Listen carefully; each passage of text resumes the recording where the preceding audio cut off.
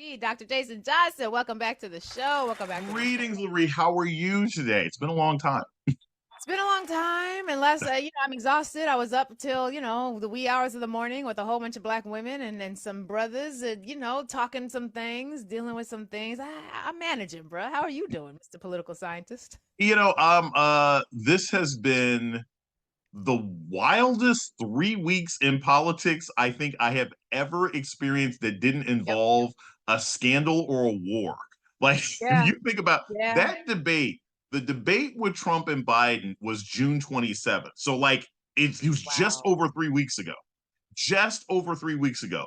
We went from an insane debate where everybody was freaking out, 21 days of Democrats sort of stabbing their own person, and then someone tries to shoot Donald Trump. Then you have the Wait, Supreme. just for the record, I'm laughing at the hand gestures you were making, not at the statement that you made, because I realize people can't see what you just did.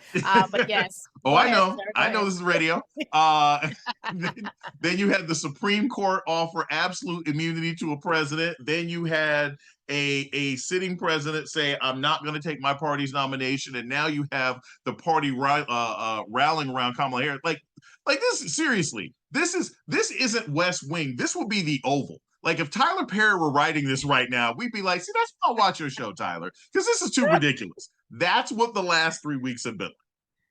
Listen, I grew up on too much Shonda Rhimes, and I've had too many Thursday nights with Liv and Fitz to think that somebody somewhere is not scripting this in real time. It has been insane. I got to be honest with you, Jason. You have known before. Joe Biden was never my candidate, but Right. I thought they did that man dirty, dirty, dirty, dirty, dirty. The way they did him, the rumor mills, the Let the me the tell you something. Nancy whispering. It's vicious. Barack Go ahead. Obama, Barack Obama has left half a dozen bloody gloves all over Biden stepping down. He didn't stab him in the back. He stabbed him in the front. He set his car on fire. I mean, like the glove Damn. fits. You Wait, do must we have know put this like for sure? Like, yes. I what mean, do we know that is giving us be- this be- confidence? Because there's been quite a because few people who said something is amiss with that one. yes, because the Pod Save America guys, we have to understand that most of these politicians are speaking through surrogates. So Pod Save America, who are the guys who used to work for Barack Obama? They're some of the biggest, loudest people saying, "Hey, Joe Biden needs to step down." Then you had that story, was it 2 weeks ago, where George Clooney writes the big op-ed and says, "I love Joe Biden, but it's time for him to step down." But remember the story that they leaked the next day? I think it was on the New One. York Post, where Clooney said, "Hey, I gave Obama a heads up I was going to write this, and he didn't tell me not to do it." That's the Yep. same thing. Like this was very clearly Obama and Pelosi and Schiff and several people saying it's time for you to go. If this were an old mob movie, this is when they take the old this is when Michael goes to his dad, Marlon Brando, is like, "Pops, it's time for you to go. It's time for you to go." If this were a Shogun karate film from the 70s, this is where they go to the Shogun and give him a big knife and say, "You know the right thing to do. Just kind of gut yourself so that we can take over." Like it was an internal revolt in the party. So how are voters now? We actually had a caller earlier who said, they feel disenfranchised. How are the voters now supposed to move, considering the fact that the very same people who were out for Joe Biden, there's thus far, and maybe you have information that's a little different, little reason to think that they won't also have it out for Vice President Kamala Harris. It's feeling like the sugar billies, which is my little name for sugar daddies who got billions of dollars, enough to buy a Supreme Court justice. There's a lot of concern that they're still running the show. And I think folks are happy from what I'm seeing, at least from the calls and some of the comments I'm seeing. Folks are excited about Vice President Kamala Harris in his position, but not at all confident that their votes are going to be respected, since it seems as though that's not what happened the last time, vis-a-vis the primary, which essentially just got tossed on its ass. Well, if what we're seeing right now is state delegations pledging themselves to Harris. And Mm. so if this continues, she's going to have The enough same delegates. delegations that had been pledged to Biden. Yeah, Or am I yeah. wrong? Okay. Uh, Okay. so, I mean, because here's the thing, and I understand in theory the idea about, disenfranchisement, but if you voted for Biden Harris, you voted for them as a ticket, right? If Mhm. Joe Biden had keeled over and died last week, That's right. then you That's would have right. been voting for Harris. So it's not quite the same thing. I mean, I guess there's somebody out there, maybe, who was like, I voted for Biden, but if I had to vote for, I mean, I don't know. That's all sort of theoretical at this particular point. But the idea that if the head of the ticket steps down or can't complete the journey, that their pick to succeed them comes in next seems pretty reasonable.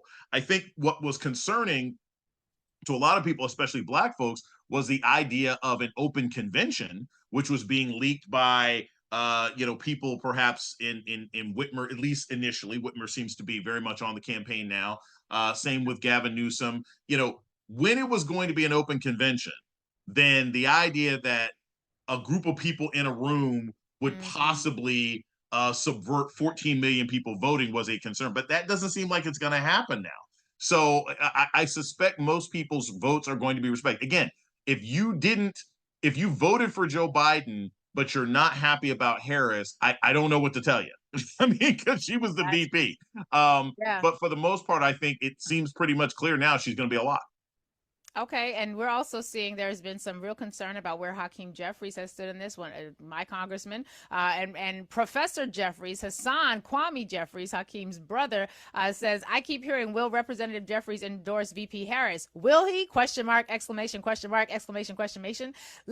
You know what I mean?" He says, "Let me explain something. His wife is an AKA, his mama AKA, his parents and brothers, their mom's favorite, are all HBCU grads. Trust he understands the assignment." So there have been a number of folks who have been concerned as to whether or not Hakeem Jeffries, where he was at in all this. It seems at least one of his surrogates, his brother, is saying, "You ain't got to worry about that." So I think that is further confirmation as to what you were saying, Dr. Johnson. But at this point, if folks want to get involved in helping to push this campaign forward, obviously we know that people can be making donations, but there are also some questions about how you push forward when the VP pick is still uncertain. And then there's this outstanding question about what would happen with this virtual vote in the state of Ohio. Perhaps that's something you can also shed some light on if you have any thoughts on either of those points. So here's the thing. Key thing about the VP pick. There's all sorts of conversations now about who that might be. Anything from Josh Shapiro, who is the governor of Pennsylvania, Mark Kelly, who is the Democratic senator from Arizona. You've got Cooper, who is the governor in North Carolina. You got Andy Beshear, who is the governor in Kentucky. Those are, Gretchen Whitmer, who is the governor of Michigan. I think she's sort of a dark horse at this particular point. So there seems to be a pretty wide open group of people that can be chosen. I have no idea what the rush is. The Harris campaign could very easily not make an announcement until the week of the convention, still a couple of weeks off. I think there's strengths and weaknesses to all of those people being picked. If you have strong feelings about it one way or another, I mean, you call into radio shows, you tweet, you make comments during the campaign, but I suspect that internally, look, they're still in a difficult race, right? And they're going to try to pick the person who not only gives them the best chance to win, but the person who can go out and deliver the message the best. I personally think that either Josh Shapiro or Mark Kelly are the best options. Mark Kelly, if he ends up taking the VP pick and moving into the White House, if they win and he moves into the White House, Arizona has a Democratic governor, so he'll be replaced with a Democratic senator. There you go. You don't lose any seats in the Senate. If Josh Shapiro decides to be the VP pick and Harris Shapiro ends up winning the presidency, well, guess what? The lieutenant governor of Pennsylvania is a black man. So Pennsylvania gets a black governor. There are ways in which those two in particular, I think, are good selections.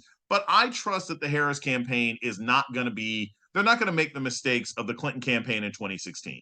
They picked a boring VP pick in Tim Kaine that nobody cared about one way or another. I don't think they're going to make the mistakes of 2000 Gore Lieberman. Lieberman didn't do anything for anybody. I think they recognize that if you can get this level of excitement and people are legitimately excited, and honestly, it's the first time I have heard people excited in months. And Lurie, I want to add something because you mentioned this. There are a lot of people out there now who did not like Joe Biden. They didn't like him. They didn't like him because of his foreign policy positions with Israel and Gaza. They didn't feel he was aggressive enough. They may have thought he was old people. There's a whole slew of people. You had 60-something% of Democrats and over 55% of independents who were like, I wish I had another option. So bare minimum, you have the excitement right now of a party looking like they're willing to listen to the people, right? They're willing to listen to the people. And that doesn't happen very often. Yeah. I think that is extraordinarily interesting to see. We're getting a lot of responses from folks who are also, I'm seeing in the calls, identifying as non-black. Very excited about VP Harris in this position. Let's hope that continues. We've seen some of that story before.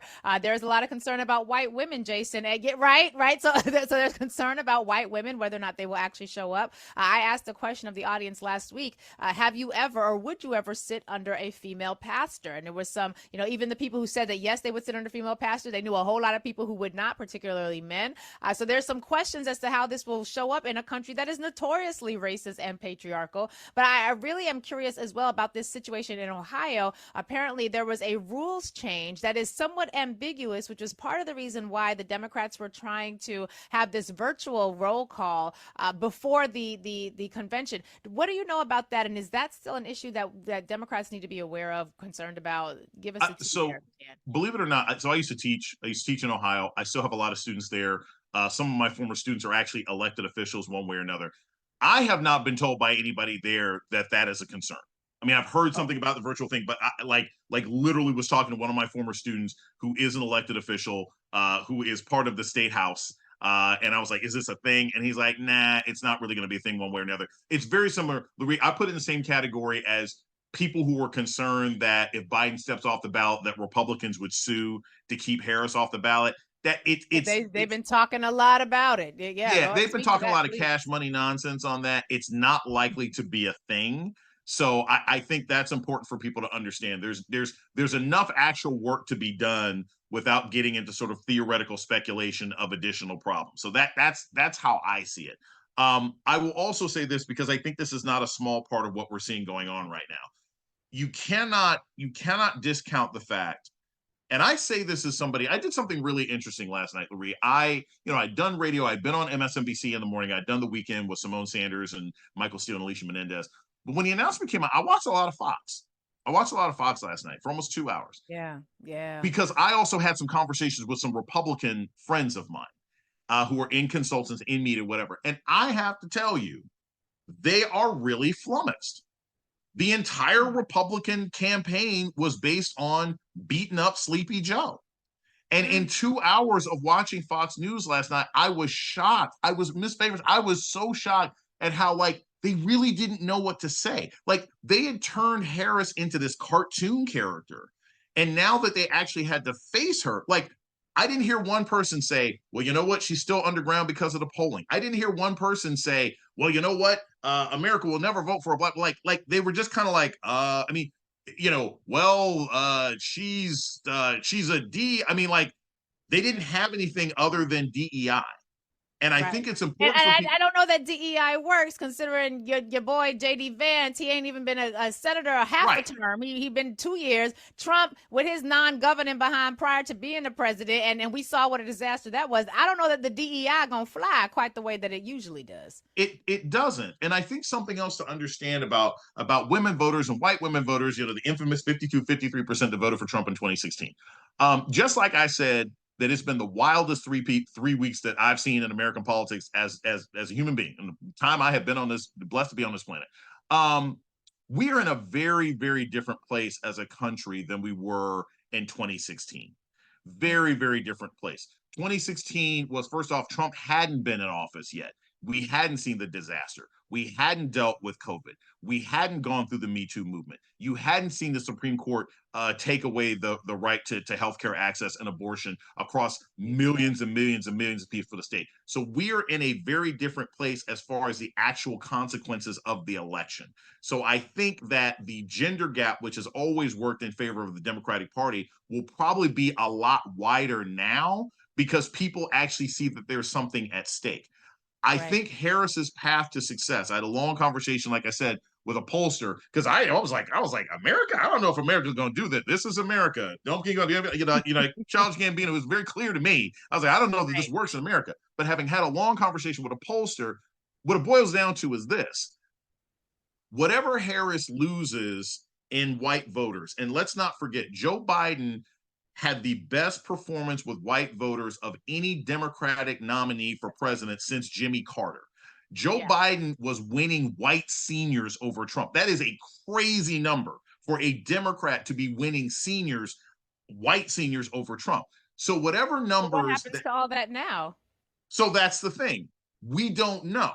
Nobody knows, Huh. because I don't think any of those people who were white seniors who were voting for Joe Biden, I don't think they're going to vote for Trump now. I think most people are pretty much set where they're going to be. So the question is going to be, do they still vote? Are they as enthusiastic?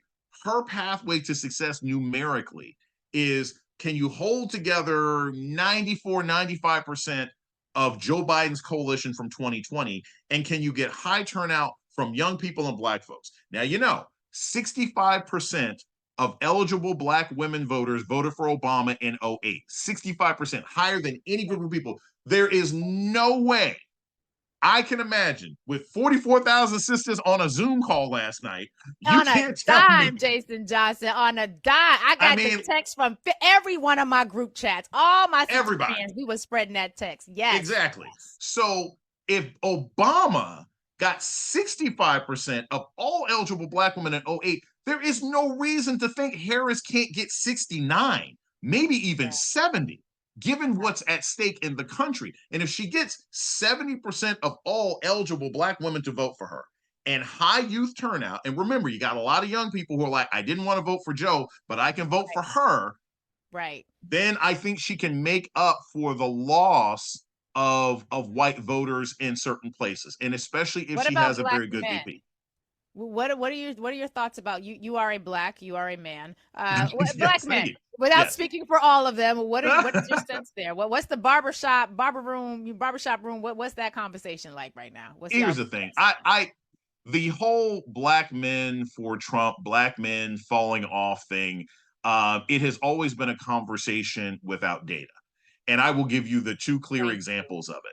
Look at what Thank happened to Stacey Abrams. Stacey Abrams did not lose in 2022 because Killer Mike led a bunch of black men astray. She lost in 2022 because the white women's support for her cratered in that state. That's what actually happened in Georgia. It wasn't about black men, right? You look at what happened with Tashara Jones running for mayor of St. Louis in the first Yes. time. It wasn't about black men. It was about other parts of the coalition not coming through. So I don't believe that African American men are going to not turn out for Harris for any particular reason, because you got things like Project 2025, you've got the, Right. Trump trying to nationalize stop and frisk.